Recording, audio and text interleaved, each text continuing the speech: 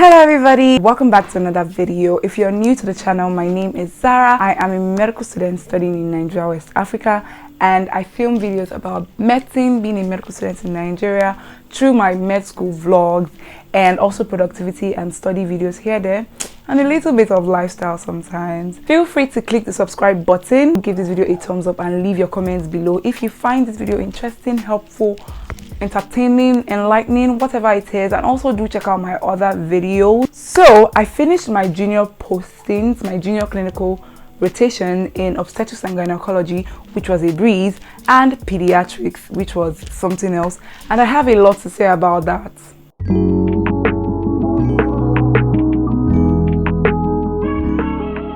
So as a clinical student in medical school, rotating around different units in the hospital, there are certain things that I feel like you should know.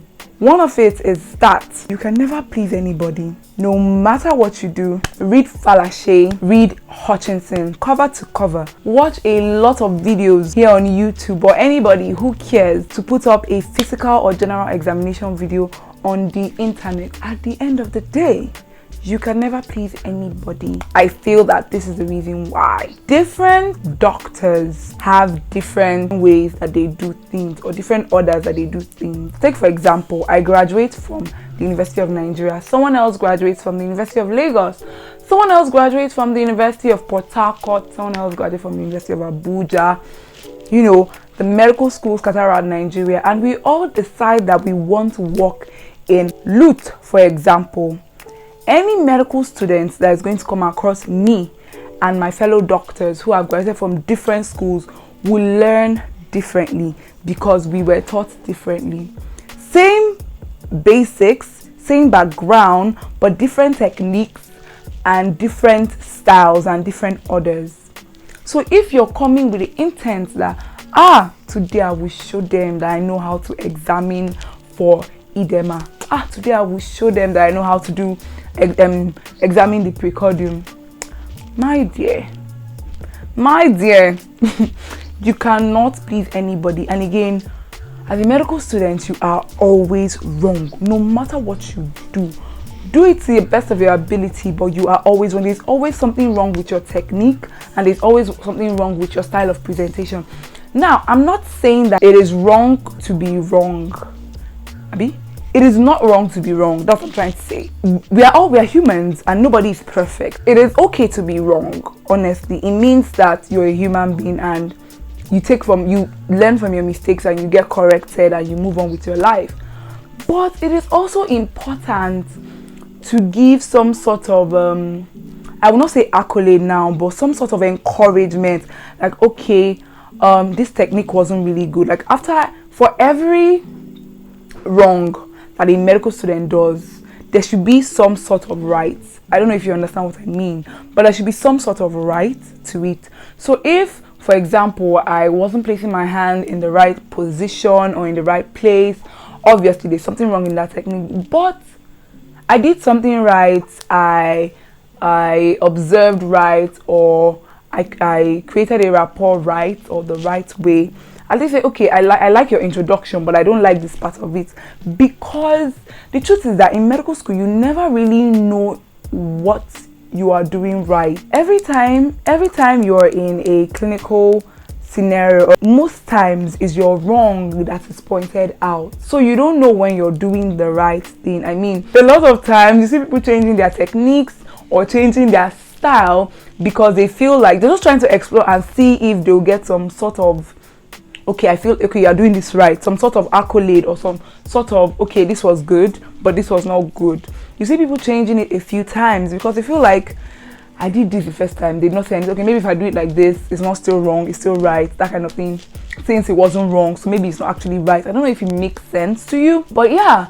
And I feel like it is important for there to be a balance. I mean, let me know what I'm doing right so that I will be consistent with doing the right thing, and also becoming better in doing the right thing, and try to change and try to right my wrongs, you know. So the next time I'm coming for maybe a general examination, or the next time I'm taking history or clerking my patients, I know exactly what not to do and what to do. The thing is that in medical school, and anytime you're writing any clinical exam, to be honest, what you're doing is showmanship. You're supposed to show that you know what you're doing, if that makes sense. You're supposed to show what you know, that you know what you're doing. You may not necessarily know what you're doing, but for the simple fact that you're showing what you're doing, and if you're asked a few questions here, there obviously you should be able to defend it sometimes. That is relatively good enough. Medical school and clinical exam is showmanship. When you're asked to look. If you're meant to palpate well. If you're meant to percuss well. Basically, that is what it is. Now, that is one part. And now the second part, and the most annoying part, and actually the most important part of this video, is that clinical exams, clinical rotations are very subjective. And this word subjective is very wide. So I'm going to break it down. First of all, being in the same class with all my classmates and my friends, we don't get the same clinical experience. I don't know if that makes sense. For example, in internal medicine, for doing the entire clinical rotation I will do in medical school, I only rotate around internal medicine 4 times. That's M1, M2, M3, M4. 4 times. So that's from 4th year to like final year. I only rotate around medicine 4 times.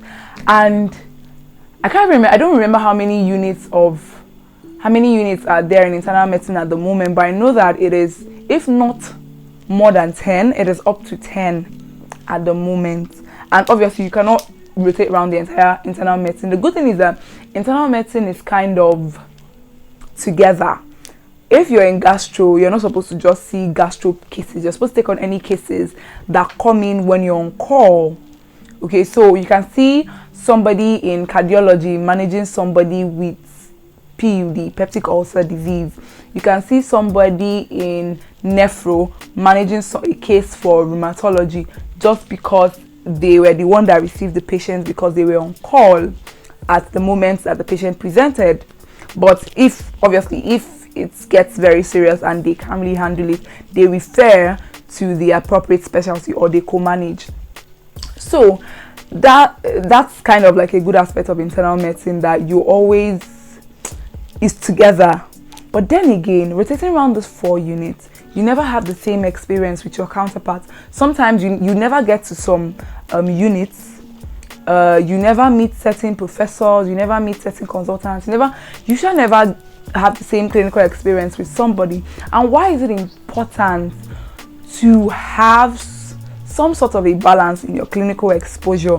Because when you're about to take a clinical exam, after maybe a certain time of clinical exposure, you never know who you're going to meet, because you're going to meet somebody random, somebody that you've probably never met during your clinical rotation. Maybe you've met in class because of lectures and all that, but you never actually met one-on-one for like clinicals, and you don't know what to expect. You don't know what they want. You don't know what is important. You just have to do your very best. You have to do everything possible that you have to do. So going in, you're like, okay, finally, maybe if you're asked to collect a patient or do a general examination or something like that, and you're done, and you're like, okay, you're going to present to this person, or you're going to present to that person. You don't know what they want. So it's actually very confusing. Oh my God, you guys don't even know how confusing it is. You're done examining the patient, you're done taking history to the best of your ability. Now you're doing it with nobody in mind. Like, no, you don't have a clue who you're presenting to, and you're done taking your history, and you now find out that this person you're presenting to, and you also realize that the way you took your history may not be the way that the person wants you to take your history. I don't know if that makes sense, but it is so subjective. That is one. You don't get the same clinical experience as your classmates in the same class, because you don't rotate around the entire unit, or you don't meet the same people at the same time. And even if, okay, for example, if I am in nephrology now, for example, and my friend is in gastro, if I go to gastro, if we switch units the next time, we still don't get the same clinical experience, because she was in gastro before, so now I'm in gastro, so I expect that everything she learns in gastro I should learn. Another reason why this is so is because you don't get the same cases at different intervals. Like, if today you might see someone with, maybe if I'm in nephrology, maybe you see somebody with CKD today, then in the next 3 months, when the next group of people are coming to nephrology, there is no CKD case, something like that. So first of all, the cases that you see, the typical cases that you see are different at different times. So, and what we usually use to learn is what is before our very eyes. So when you're seeing a patient, you're learning everything possible you can learn about that patient. So the next group of people who are coming in may not see that particular patient that you've seen before, so they get to miss out on everything that you've learned. You may finish your entire rotation or entire posting without seeing a lot of cases. Sometimes there is some sort of epidemic or endemic that you just see a lot of cases in a unit. Some illnesses are seasonal. For example, in the respiratory unit, you may come today and not see any patients in respiratory. Come in the next 3 months, the whole ward is full. I don't know if you understand what I mean, but unfortunately your time frame didn't allow you to get to the point where the ward is full, so you've missed out on that opportunity. And honestly, there's nothing that can be done about that. That's the truth. So now, the exam being subjective, clinical exams in medical school are usually history taking, that's clerking, physical and general examination. If it's a long case, you now have to do possible investigations that you would do, give your diagnosis, your treatments, etc. First of all, clinical exams being subjective starts with you. How prepared you are for that exam. If you're not so prepared, and again, not just being prepared in the possible case that you might see. For example, you may prepare to clerk a CVA patient, but you come and you're being shared and you're giving somebody with cardiac failure, a CF patient, somebody with cardiac failure. Unfortunately, your preparedness in cardiac failure is not as strong as your preparedness to clerk a CVA patient. So that's one, at being subjective. Then two, at being subjective is the patient that you see, or the patient that you clerk, or the patient that you meet. Being in the hospital, staying in the hospital, especially for a long period of time, is very discomforting and is very annoying. Now, imagine you meeting someone who is irritated, who is tired, who just wants to go home, and you tell the person that you're a student and you came to do exam. If they eventually give in and like, okay, she's a student, let's help her, let's help him, your history will most likely 100% of the time, okay, 100 is too definite, yes, 100%, let me say 95% of the time, be incomplete or have a little white lie here there. That is what I have observed and I have noticed. I've heard of cases where a patient relative lies. I wanted to find a better word to use, but it's lies to a student in an exam condition because she was obviously, I can't even blame her, but I would rather that you don't even answer me at all. Like, don't tell me and tell me that I should get her from your face, that you don't want. Last I'll go and tell whoever sent me that they say I should not clerk them, or they give me on that patient. But for you to now manufacture a history that is not true, away, is detrimental to my success. Like, it's better that you just tell me that I should not clerk you, I should get out of your face, than for you to give me white lie to just fill up my history. So I've heard of cases like that, and trust me, it is not a good place to be in. That's why most times when, as medical students in exam situation, when you're clerking a patient, you're always advised to bring a little gift, a little something, if it's money, if it's food, because you want them to be in a good state of mind, body and soul. Because one, they spent a lot of money in the hospital, now you're coming to disturb them because probably 101 persons have taken history from these patients. If it's not from the managing unit, it's from the co-managing unit, it's from the house officer, it's from the reg, it's from the medical students, and now you're coming to the exam. So the students are always advised to come in with some kind of incentive to, like, you say, ma, I know you're not, I know that you've been in hospital for a long time, I'm so sorry. Just show a little bit of empathy or sympathy. Your patient is also very, the person that you meet or the person you're going to clerk is very influential to how you're going to perform in your clinical exam. If your patient hates your face, you will not perform well. Another thing again is the language barrier.